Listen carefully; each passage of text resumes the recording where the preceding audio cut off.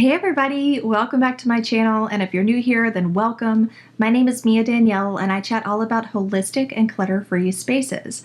So if that's something you're into, be sure to go ahead and click subscribe and turn on the notifications. Now today we're talking about 30 things to declutter before 2022.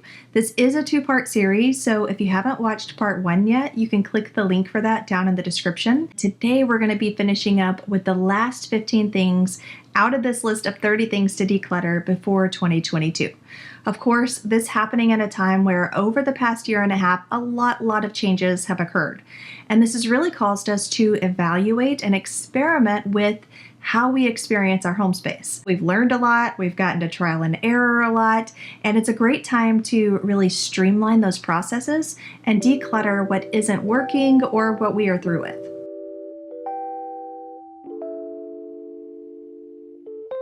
Now, before we dive in, I had a blast doing the Living with Less giveaway with you guys. We had such an amazing response to that entire giveaway process. I'll be announcing the winner to the giveaway over on Instagram at 1 o'clock Pacific. So be sure, especially if you entered the giveaway, that you go check that out to see if you won. Also, next week is my holistic clutter-free live event. I only do this once or twice a year, so be sure you get in on it. We opened up registration last week, and you can absolutely still register on the page. So I'm going to leave the registration link for that down in the description. We'll be going live on Instagram Monday through Thursday, and then on Friday there's going to be a big live event in the form of a masterclass where I'll be sharing my holistic clutter-free formula live.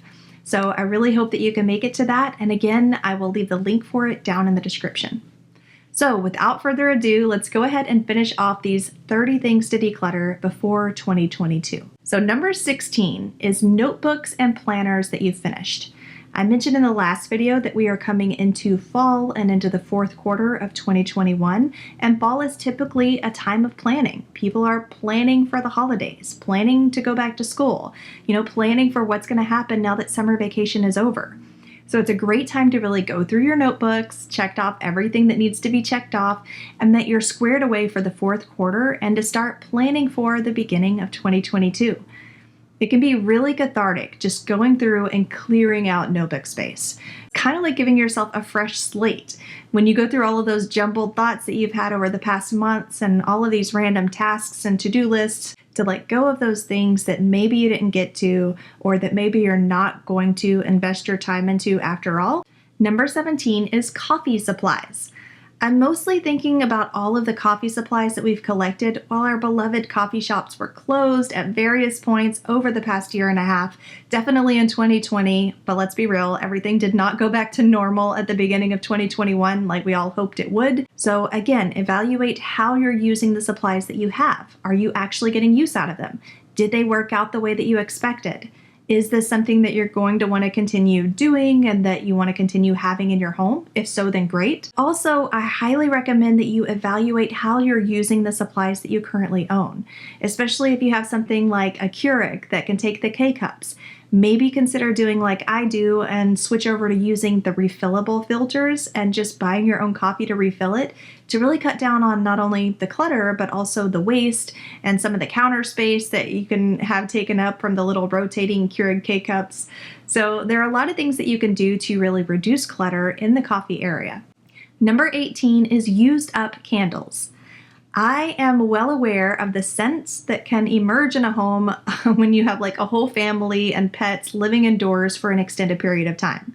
And even though we haven't necessarily been in quarantine over the past summer, the kids were home from school, a lot of people were off work, taking that well-needed vacation time, and we used things that make the house smell fresh. All of those candles that you've used that are basically empty or that you're not going to really get any more life out of, now it's a great time to go ahead and let those go. Number 19 is exercise equipment. Now, I'm not saying that, if you're using your exercise equipment that you need to just go clear it out and make space. I definitely get a lot of use out of my yoga mat and my yoga ball because that's the kind of working out that I do. But again, kind of like with the makeshift furniture that a lot of people brought in to accommodate for the space that they were about to use for work or for the kids going to school, many people had the same knee-jerk reaction when the gyms closed down. Finding ways to stay fit, finding ways to move their body, and maybe even tinkering around with some different exercise equipment that you had never actually tried before. So again, we are at a great point now where you've had plenty of time to experiment and to streamline those exercise routines and the exercise equipment that goes with them. Number 20 is a little more vague, but you'll see why in just a second, and that is unused Christmas gifts.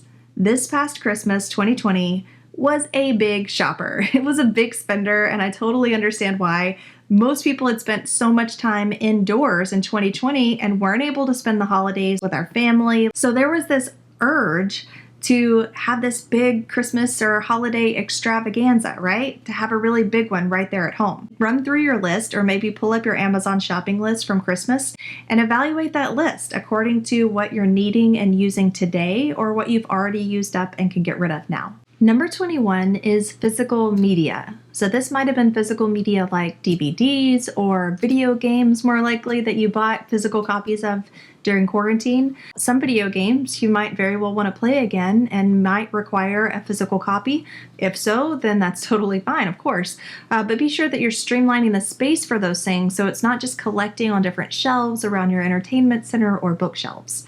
But for some of the other items, like DVDs that you might have purchased and only watched once or twice, you might know that you're not going to watch them again.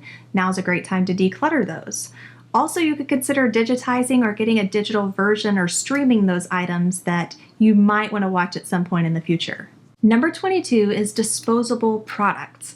If we learn nothing from the pandemic hitting and all of the struggling that the local markets and grocery stores had with being able to keep things in stock, it should be that the more self-sufficient we can be with our supplies, the safer we're going to be, the more comfortable we're going to be able to write out things like this in the future. So I think that it's a great time, and this is something that I'm really working on myself actually. Over the next month, one of my main goals is going to be to drastically cut down on any disposable products, including paper towels. We're going to try a whole thing. I'm really excited about that. And I encourage you to take a look at the same thing. What are some ways that you can become more self-sufficient and less reliant on the manufacturing landscape and what they're able to accommodate and keep up with? Think about things like disposable straws, replacing those with something that is longer lasting that you won't need to replace. Making sure that you're not using the paper plates and the plastic silverware. What if you didn't have to buy paper towels and you didn't have to stress out when those were sold out in the market because you already had a self-sufficient renewable source right there at home? Get creative, and I would love to hear your ideas or anything that you're already using down in the comments on this one. Number 23 is recycled bottles and cans. Now this one's coming from personal experience because I know when we spend a whole lot of time indoors and we're just not getting out to go places like the markets and the shopping centers and all of that, we're not out and about very often to make the bottle drops that we need to make. And those can start to collect bags that we keep in the garage because we usually like to have 2 or 3 bags to make it worth the trip to the bottle drop. And when you're just not getting out as much, those things can start to add up and take up space. This is a friendly reminder to go through and make sure that you've completed the recycling process for your bottles and cans. Let's bring it into the bedroom for a second because number 24 is bedside tables.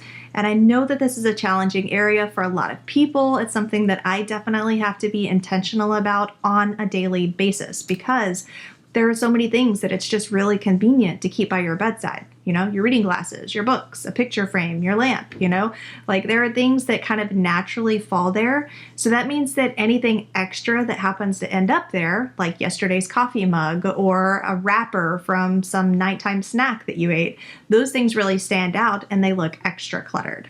So now is a great time to go through and really evaluate your bedside table. What are you keeping in it? What are you keeping on the surface? Just really giving a good look at the bedside tables because it makes a big difference in the room. Aside from making your bed, the bedside tables are like number 2 in what people tend to notice and what you tend to notice when it comes to your bedroom space. And over the past year and a half, a lot of people have been able to spend a lot more time in that bed, meaning that they've probably accumulated a lot more things on that super convenient surface. Number 25 is under the bed. When is the last time you thought about what's existing under your bed? I haven't had to think about this in a really long time because we keep nothing under our bed. There's no storage under there. There's absolutely nothing under the bed. And that is the only way that I like it to be. But you know what? I remember a time when that was not the case. Like when I was growing up, stuff was under the bed all the time. It was just like, a part of existence. Things end up under the bed, especially when you spend more time in the bedroom. So if that's you, then I want to encourage you right now to go ahead and take a look at what's under there. Declutter that out. I think that it really helps with the foundation of the bedroom if you have a clear space under the bed. You're not like worried about where things are lost or what's trapped underneath that space right underneath where you're sleeping. So let's give under the bed a little bit of love. Number 26 is essential oils and air fresheners that you don't like or that you aren't using. Now, I did mention overused candles that are burned down, that are basically empty, but there may be other types of scents that you just don't enjoy the smell of. I feel like every batch that I buy of essential oils, there's one or two in there that I just do not like. Just make sure that you're going back through at this point and evaluating those that maybe you don't like and you're not going to use, and you'll probably end up buying a replacement before you would ever use that particular scent. Number 27 is rugs. Usually when people are working 8 hours or a good chunk of the day elsewhere, they're not really having a lot of traffic coming in and out of the house. But when you're living at your house full time, our rugs are getting a lot more traffic than usual. So if you have some rugs that have been completely worn down before their time because of the past year and a half of traffic, or that you've already replaced and maybe you have the old version rolled up in the garage somewhere, now's a good time to go ahead and reclaim that space and declutter those rugs. Let's bring it back into the kitchen for some of these last ones, because one of the top purchases for 2020 and 2021 was actually Instant Pots and air fryers. And I totally understand why. I have one that's a dual that was gifted to me for Christmas. This thing is awesome. It replaces so many other dishware like pots, frying pans. Maybe you don't have an Instant Pot or an air fryer, but you've taken up more of a hobby of cooking over the past year and a half because people have been home more, meaning that they've been eating at home more. And also maybe you needed a new hobby to take up some of that time, and cooking was a natural transition for you. So now again is a good time to go back and evaluate how you've used the things that you've used, the recipes that you've enjoyed, the gadgets that have actually provided for you, or again, if you did purchase something that's super versatile and replaced a lot of your other dishware, now's a good time to go and evaluate, do you even still need all of those things? Number 29, along those same lines, is ingredients from trial meals. Seasonings, sauces, different ingredients that you've collected in your fridge or in your pantry that just didn't work out too well, or that you know you're not going to use again. Luckily, we've had some luck with a lot of the recipes that we've tried, but we've definitely picked up some new recipes over the past year and a half. We've even taken on cooking our own sushi, which turned out to be a great success, but it could not have. And had it not, then that would be something that we would be looking to declutter. And number 30 is dishes. You may have been enticed to purchase new dishes when you realized that everybody was home all the time, therefore more dishes were being used. People are probably grabbing a new glass every time they went to get a new drink, or, grabbing a new eating utensil for every little thing that they went to snack on. And it can quickly make you run out of your dishes. So you may have made the decision to just go and buy more dishes to help accommodate that. And now I'm going to ask you to evaluate, if you did that, how that worked out for you. Are you noticing that there is now an overflow of dishes in the sink or on the counter or just spread throughout the house? Maybe you already had a lot of dishes and now you're starting to see the effects of that. Now's a great time to go and evaluate your dish situation, how many you have.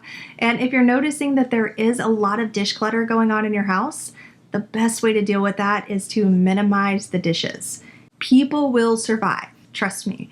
They may have to wash more loads, but they'll also learn to reuse more and to rinse out themselves instead of grabbing something new every time. It's like a behavior shift that occurs when there just isn't quite so much there to grab.